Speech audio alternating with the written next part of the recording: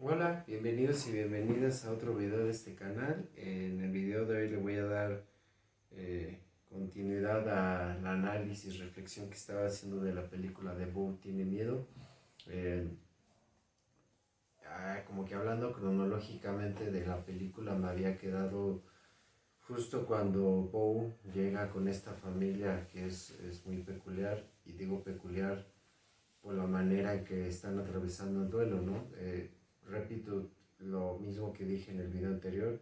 Este video pues va a estar lleno de spoilers, como se dice ahora. Eh, Así que si quieren ver este video y el anterior, si el anterior no lo vieron, pues le voy a dar a continuidad a todo eso. Entonces les recomiendo primero ver la película. Si no vale, vale la entrada del cine, las palomitas, lo que sea. Eh, Está muy recomendable, tal vez no es la película, no es la típica película dominguera donde vas a salir a gusto y sonriente. De hecho no vas a salir muy, muy conflictado, muy reflexivo, muy incómodo. Pero no sé si esto lo dije en el video anterior, pero para mí eso es agradable en el sentido de ver que pues todavía hay ciertas propuestas artísticas que intentan sacudir algo en el espectador, sea el arte que sea, no en este caso el cine, porque creo yo que esa es una de las razones más poderosas para un artista, ¿no? Bueno, lo creería yo, que es provocar a su espectador, ¿no? Generar algo, lo que sea, enojo, tristeza, alegría, a veces repudio, asco, ¿no? Por ejemplo, a mí el reggaetón me da mucho asco, entonces el reggaetón como arte sí logra algo que es generar repudio y asco, pero bueno, eso es plática para otro video. Pero esta película provoca muchas cosas, entonces creo que ahí logra bastante. Entonces, bueno, hablando de provocar y hablando de generar algo, creo que la familia, la convivencia de esta familia, eh, a mí me provocó muchas cuestiones, ¿no? Se me hace muy interesante ver cómo esta familia va viviendo, o más bien no va viviendo su duelo, no va asumiendo la pérdida de su hijo mayor, que creo que, eh, pues de cierta forma, se, pues se entiende claramente que la pérdida de ellos, de perder a este hijo en combate y de cierta forma eh, pues quedarse, por así decirlo, con el que era su compañero de pelotón, y la forma en la que van tratando a Bo y van como consintiéndolo y lo van cuidando, pues queda claro que están tratando de sustituir a su hijo de todas las formas posibles, ¿no? Y que la hija ahí es la única que pareciera que está tratando de resistirse a esta tendencia, ¿no? A primera vista pareciera que esta chica, Tony creo que se llamaba el personaje, ¿no? A ver, déjenme ver rápidamente. Ajá, Tony se llama el personaje.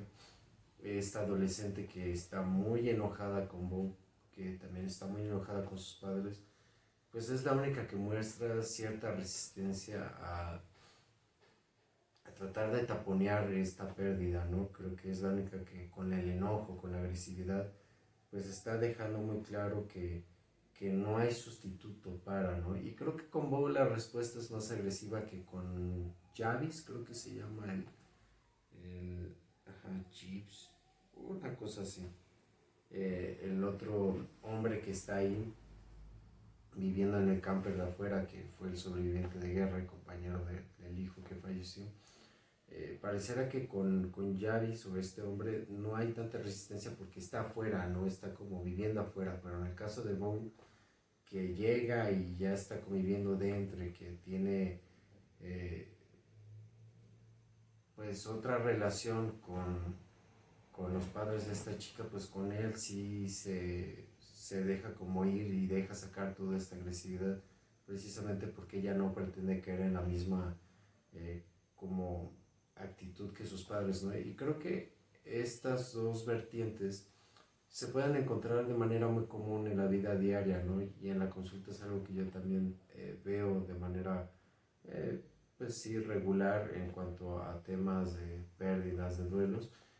Son estas dos actitudes, ¿no? Por un lado, una actitud de completa negación y por otro lado una actitud de una melancolía muy profunda, muy dura y muy destructiva, ¿no? O sea, la negación también tiene su grado de destructividad, obviamente, pero no es una destructividad tan clara, tan llana, tan directa como lo puede ser la melancolía, ¿no? Y en especial una melancolía muy furiosa, por así decirlo, ¿no? Como en el caso de la ballena, que si ustedes quieren ver un análisis y reflexión de esa película, tengo unos videos en el canal, pero en el caso de la ballena, era Ellie, la hija de, ajá, la hija del protagonista, se parecen mucho, se parecen muchísimo porque las dos mujeres, las dos chicas, están viviendo situaciones muy similares, o sea, están viviendo pérdidas que no están siendo reconocidas, están viviendo pérdidas en donde su entorno inmediato no les está ayudando a hacer frente y son pérdidas que ellas no pueden expresar y que lejos de hundirse en una melancolía como típica, como muy marcada de la tristeza, del no actuar, del no hacer nada, es una melancolía muy destructiva, muy furiosa, muy enojada, ¿no? Ambas chicas son muy autodestructivas, pero también son muy destructivas con su entorno, entonces creo que todo eso que familiarmente no se dice en estos miembros se deja ver muy claramente, ¿no? Y sale actuando, sale gritando. Y algo muy curioso ahí también de esta familia, de esta película, es que si se dan cuenta, todo el tiempo casi todos los personajes de esta película están medicados. Hay muchas escenas muy puntuales donde, recuerdo muy bien una donde la chica llega enojada, dice algunas cosas, bla, bla, bla, y el papá le dice, sí, pero llévate tus medicamentos. O sea, como, ajá, haz lo que quieras, pero tómate el medicamento. Y ya se ve cómo se los lleva, ¿no? Y ellos igual todo el tiempo están tomando medicamentos y le dice a la mamá. Entonces, creo que también la crítica ahí es bastante clara, ¿no? O sea, como muchas personas están viviendo situaciones muy complicadas en todos los aspectos y emocionalmente también, y la primera respuesta que se tiene a nivel social, ya no digamos en mi gremio, en el gremio de psiquiatría, es dópate, o sea, dópate, no con alcohol, no con marihuana, no con drogas duras, porque eso está muy malo y bla, bla, bla, bla, pero sí drogate con cualquier medicamento que te puedan prescribir, ¿no? Porque eso sí está socialmente aceptado, porque eso sí te va a ayudar.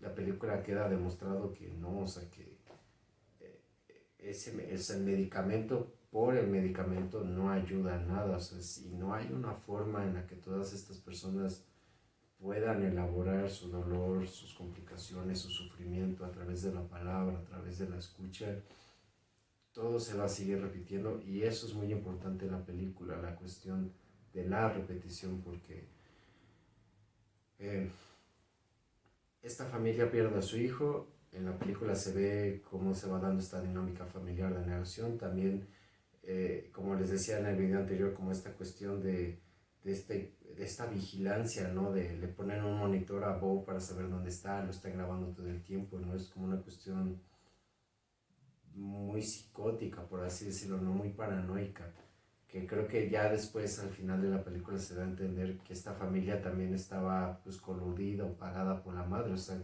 todo el tiempo la madre estuvo observándola y pareciera que Grace, creo que se llamaba Grace, la mamá de la niña y del soldado fallecido, es la única que en algunos momentos como que le da a entender a Bobo así como que tenga cuidado porque lo están viendo, ¿no?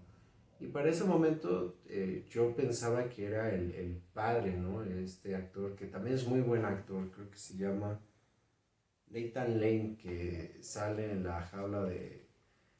creo que le cambiaron el título, pero antes era La jaula de las locas con Robin Williams, que es una película muy chistosa, muy buena, si puedan ver, está muy divertida, está interesante, está muy interesante también.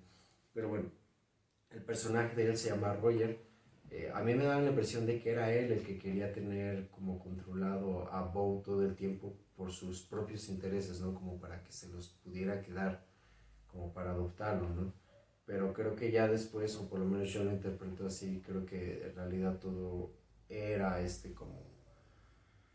como pues dirección, armatoste, puesta en escena de su propia madre. O sea, en realidad ella todo el tiempo estuvo como manejando los hilos, y bueno, eso ya después lo iré diciendo si da tiempo en este video, sino en uno siguiente, porque hay un elemento de tortura muy fuerte con respecto a la madre, ¿no? O sea, la madre siempre le puso situaciones muy angustiantes, muy conflictivas, muy peligrosas, y da a entender que todo el tiempo estaba tratando de, pues, de torturarlo, ¿no? O sea, si quería que Bob regresara a casa y estuviera todo el tiempo con ella, creo que pudo haber encontrado caminos menos tortuosos de manera literal, pero ella lo eligió así porque obviamente ella también tenía unos problemas con su madre muy duros y que reflejaba a Bob. Bueno, eso ya tiene que ver con nosotros, o sea, viene después, lo quiero contar después para poder como ir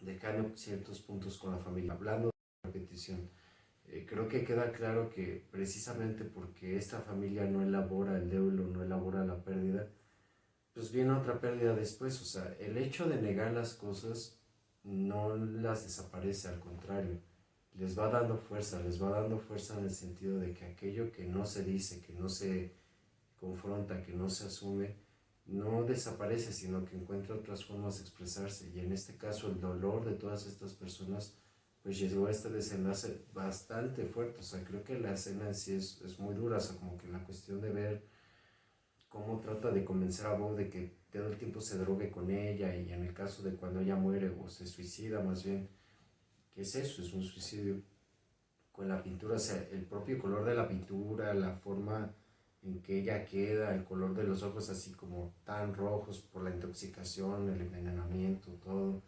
contrasta mucho con el color azul y el cuarto del hijo, y entonces es una escena muy como muy fuerte, muy visceral, siento yo.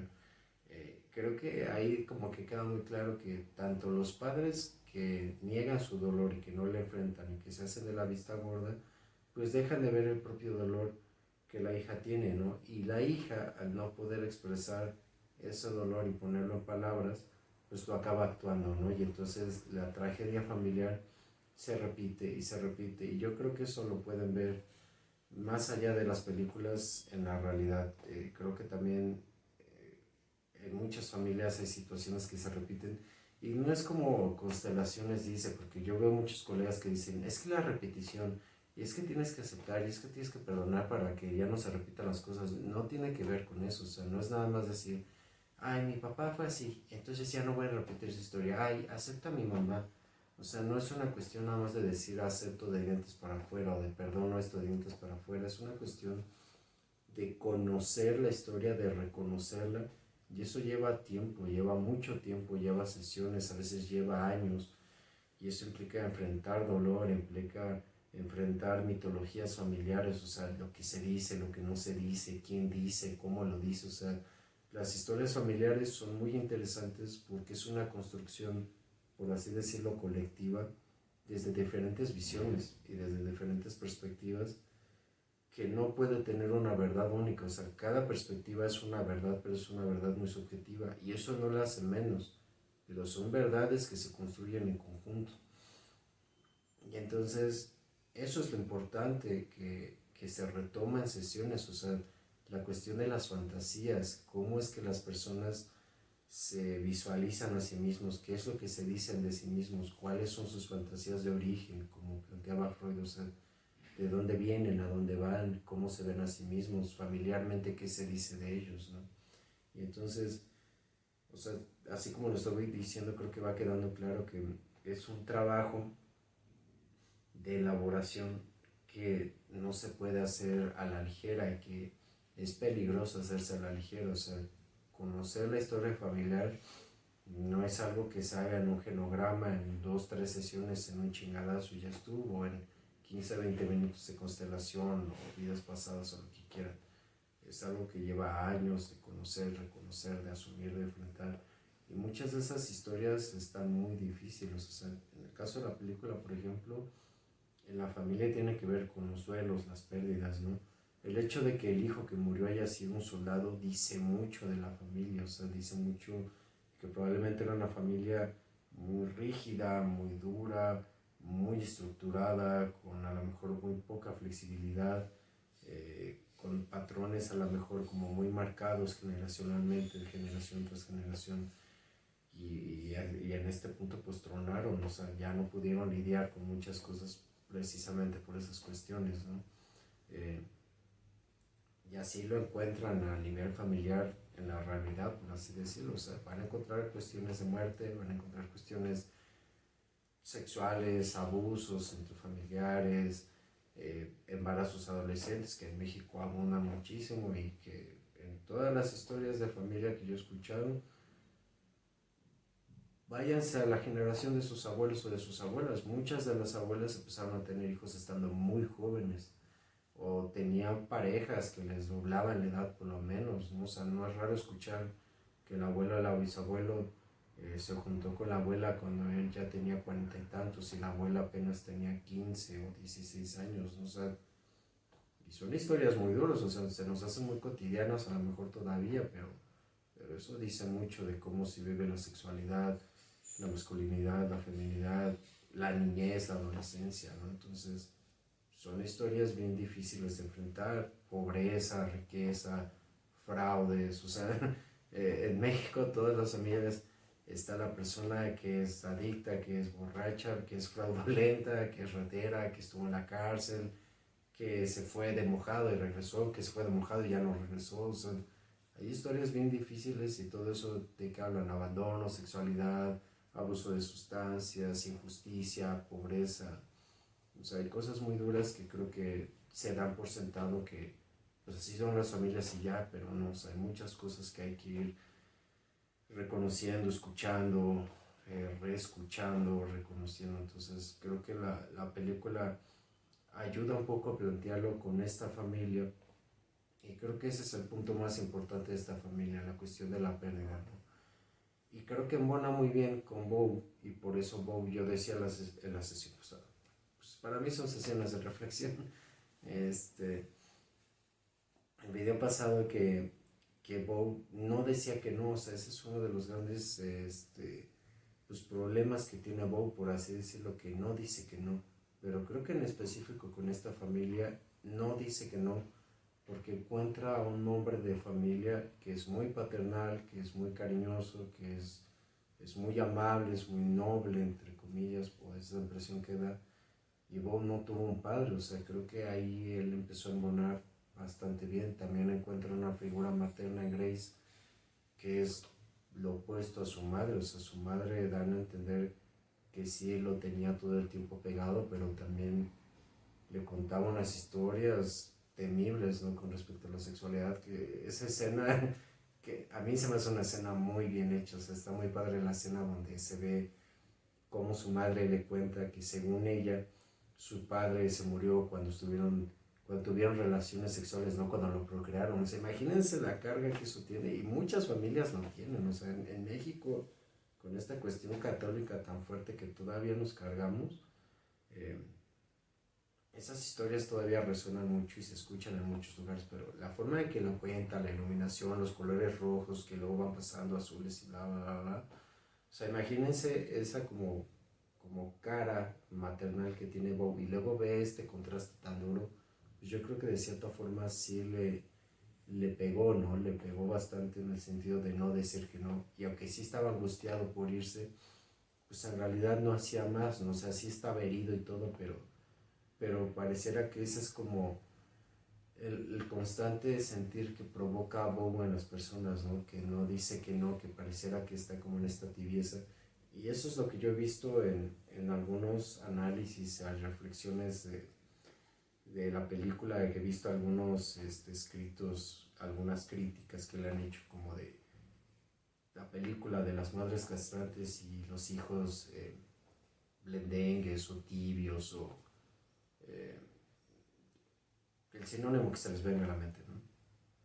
Y yo no creo, es que no es tan simple como eso, o sea, creo que la película plantea muy claramente, Bob no es que sea tibio porque sea tibio nomás, o sea, no es como que Bob vaya a la tienda y no sepa si elegir si agua fresco o agua jugo, o sea, no es así de tibio, es más bien que Bob tiene miedo, el mismo título de la película lo dice, Bob tiene miedo porque toda su vida estuvo a merced de su madre y su madre se encargó de hacerle ver que el mundo era un lugar terrible y entre más lejos de ella estuviera, peor iba a estar. Y entonces, si no se sometía a ella, a sus deseos y todo lo que ella quisiera y dijera, o iba a vivir una vida terrible. Creo que queda claro que el vínculo entre madre-hijo o madre-hija es el más fuerte de todos y que eso va a marcar la psique de cualquier ser humano a cualquier edad. O sea, Bo lo vemos cuando es un niño, es más, se ve cuando es un bebé y cuando nace inmediatamente es como ya, o sea, ya desde que nace y lo van recibiendo al mundo con, lo tiraste, no lo tiraste, yo no le quería tener, me obligaste a tenerlo, o sea, desde ahí ya se ve mucho, ¿no? La escena del barco, también ya se ve mucho de cómo Bo está muy bombardeado por su mamá en cuanto a las cuestiones sexuales, por ejemplo, ¿no? La cuestión de acercarse a otra mujer, la cuestión de la pareja, la sexualidad. Cuando le cuenta este relato, cuando va creciendo y vive solo, pues todo lo que va contando la película. Y no vemos su vejez tal cual, pero sí vemos cómo Bo fantasea con su vejez. Y fíjense cómo esa fantasía que tiene eh, refleja mucho de sus deseos, pero también refleja mucho de lo que él ve en sí mismo como un hombre, como un padre, y cómo ve a una madre también. Y inclusive en su fantasía él se ve como un padre ausente, o sea, llega la tormenta, se lo lleva y ya no puede estar con sus hijos. Y cuando se reencuentra con sus hijos ya no está la madre de sus hijos, o sea, ahí hay una constante. Ahí está la cuestión de la repetición claramente, o sea, no es una cuestión simplemente de lealtades ciegas y estas pendejadas que dicen muchos colegas míos de constelaciones y de cosas así. O sea, es una cuestión de cómo la psique humana se ve marcada por la primera relación de amor. O sea, aquí todo el tiempo se está hablando de amor, de culpa, de libertad, pero amor en sí, o sea, es una cuestión de que muchas veces por amor las personas están dispuestas pues a perder todo de sí, o sea, por eso Bo tiene miedo, porque Bo siempre se está debatiendo entre lo que él quiere y lo que quiere su mamá, entre lo que él desea y lo que su mamá desea, entre lo que él quiere para su propia vida y lo que su mamá quiere para su vida, o sea, es un debate muy duro porque implica elegirla a ella o elegirse así y plantea lo que Freud ya había dicho sobre el miedo a la expulsión, el miedo a ya no ser parte de la horda, ¿no? Freud lo planteaba muy claramente que una de las cosas más intolerables para el ser humano es sentirse apartado, expulsado, volverse el pare, por así decirlo, el apestado, como decimos mucho acá en México, ¿no? Sobre cualquier situación. Es algo que muchas personas no pueden tolerar. Y entonces decir que es un personaje blandengue o pelele o pusilánime, nada más porque sí, creo que es hacer mucho de menos todo lo que plantea la película. Pero bueno, retomando esta cuestión de la familia, creo que puedo ir concluyendo que plantea muy claramente la cuestión de cómo el duelo al no vivirse lleva a dos caminos, a la negación y por ende a la repetición o al acto tal cual de lo que no se va diciendo, ¿no? Y eso pues ya va dando entrada a lo que pasa después, que es en el bosque, cuando llega Bo, se encuentra a todas estas personas, tiene esta fantasía y se reencuentra con su padre. Pero creo yo que para no extender más este video, lo voy a dejar ahí y ya en el próximo iré retomando esto que ya dije un poco de la fantasía porque quiero extenderme un poco más. Creo que amerita explicar un poco más qué pues veo yo y reflexiono yo sobre esta fantasía que tiene la obra de teatro, porque es muy muy interesante. Les digo, creo que dice mucho de cómo él se ve a sí mismo, cómo va expresando sus deseos, qué es lo que él quiere, pero también dice mucho de cómo él ve la figura del padre, la figura del madre, que él mismo revive en esa fantasía, ¿no? En ese cuento que él se cuenta, y el reencuentro con su padre pues también es muy importante, ¿no? Porque creo que de cierta forma eso es lo que le ayuda a desmitificar ciertas cosas que le dice su mamá, ¿no? El simple hecho de que lo encuentre vivo quiere decir que su papá no se murió cochando, ¿no? Entonces, como que creo que a él le abre la posibilidad de, a lo mejor sí puedo tener sexo y no me voy a morir en el intento, ¿no? Que tiene mucho que ver con esta cuestión de los testículos hinchados. Pero bueno, Eso está muy, muy interesante. Igual es una metáfora bien, bien curiosa. Muy directa también, pero está muy padre. Entonces, bueno, creo que ahora sí con eso termino el video de hoy. Si tienen dudas, si tienen comentarios, quejas, sugerencias, háganmelo saber y los veo en el próximo video. Adiós.